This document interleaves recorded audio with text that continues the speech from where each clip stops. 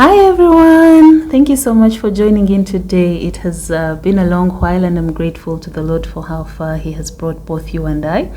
A lot has happened on this end and I'm sure on yours too. Hopefully we could one time get into a little more detail about that. Who knows? For now, without wasting any of your precious time, let's dive in. Proverbs 23, 6-8. Do not eat the bread of a miser, nor desire his delicacies. For as he thinks in his heart, so is he.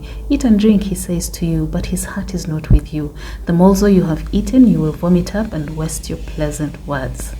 Today we focus on a phrase that we've used a lot, myself inclusive. As a man thinks in his heart, so is he. Most of the time it has been used to mean that we can think ourselves into a situation or think ourselves into a circumstance or position, into a whole new place. So for example, if all I need to do is think of myself as a prosperous person and that will come into being, or think of myself as an influential person, and it is because as I think, so am I. There's no denying that the trajectory of our thoughts ultimately affects how we act. For example, if I constantly have a negative outlook on life, then chances are that I will have no motivation for things or to do anything that's worthwhile, and vice versa. If I have a positive outlook on life, chances are that I'll also have motivation to do more positive things with my life. That's just the way it is.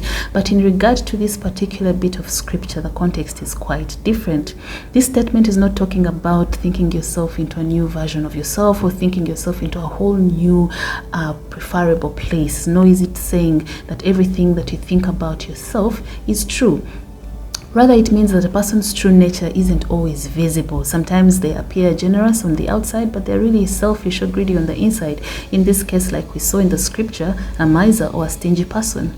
The phrase, as a man thinks, so is he, is warning that a person's actions are not always indicative of his true heart. Who a person really is determined by their heart, really. Its true meaning is better revealed when we look at the greater context within Proverbs 23, in particular verses 6-8. And this portion gives us advice on greed, manners, and human nature. It gives us instruction to be, for example, cautious about whom we choose to fellowship with, because I can say I'm with you, I can be like, oh, I'm with you, I'm on your side. With my mouth, that's very easy to do, but I can be so far away, so opposed to you in my heart, in reality. So how many times have we said things to people that we really didn't mean, that don't reflect what is truly in our hearts? How many times have I? Jeremiah in chapter 17 tells us that the heart is deceitful above all things and desperately wicked.